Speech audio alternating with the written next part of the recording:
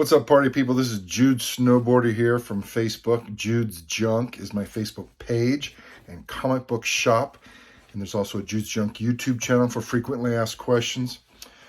So we're all interested in pricing books if we're selling them or if we're buying them.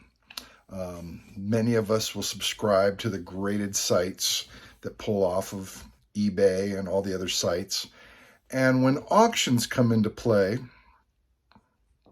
it can manipulate the fair market value. And I know that many hobbies and collectibles go off of auctions. And that's okay, but a buy it now price is for someone that wants to go out and buy the book now.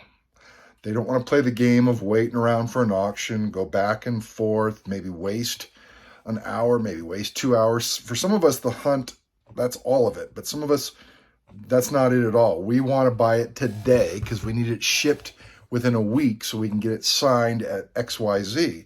And we can't afford to wait 5-6 days for an auction to end or wait for the book to come up. So for those of us that want to buy it now, there's going to be a different price. The auctions, why I don't believe auctions are a fair example of fair market value. When the market's going down like it is now, 2023, there might be a window of 7 days. So in a 7-day window, who's willing to pay the most for that? That may not be a fair representation of the whole market that's out there, because how many eyes are on that book, on that website in that 7 days? eBay probably has more eyes, but there's a lot of other auction sites out there. That's where I buy slabs. And I'm paying 50% of fair market value on these other auction sites. Because they just don't have the eyes. Someone just either knows them or they take a small commission and they advertise. And some of these are just bogus auction sites that charge ridiculous money for tax, ridiculous money for shipping. And I've already found some of those and I just avoid those. And no wonder there's not a lot of eyes there or a lot of people selling books there. But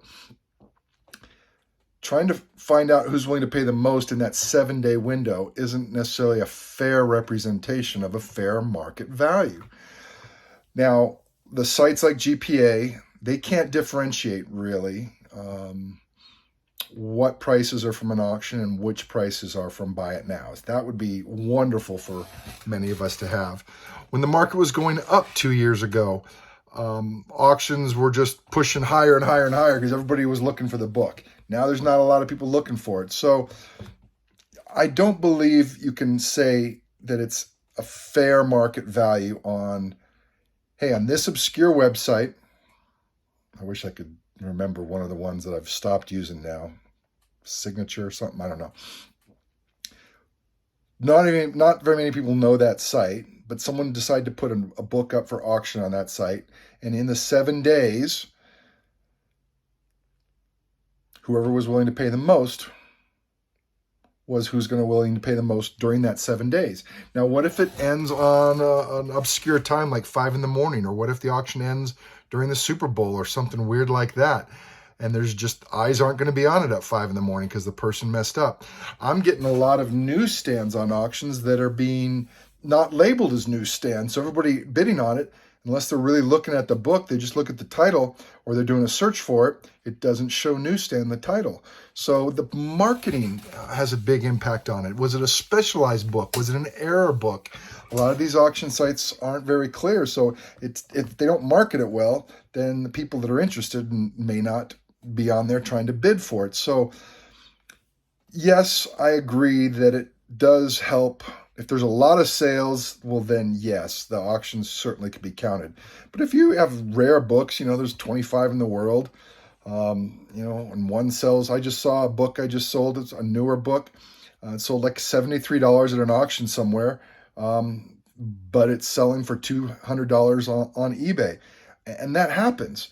Now, can you just average those prices out? Do you take the lower? Do you take the higher? See, everybody doesn't know. They're just playing the game to see what they can get. So for those that are just adamant about last price or fair market value, it has to be what the 90-day average is. Even if it's only one book sold, 90-day average isn't going to really give you a fair market value if there's only one book sold. It happened to be high, it happened to be low. So anyway, this is why I don't think auction values at least need to be taken with a grain of salt in determining fair market values, because there are different buyers and there's different needs, whether it's just sitting out there waiting to sell or whether it's looking for a buyer with a deadline in a 7-day window. Hopefully that helps some guys. Take care.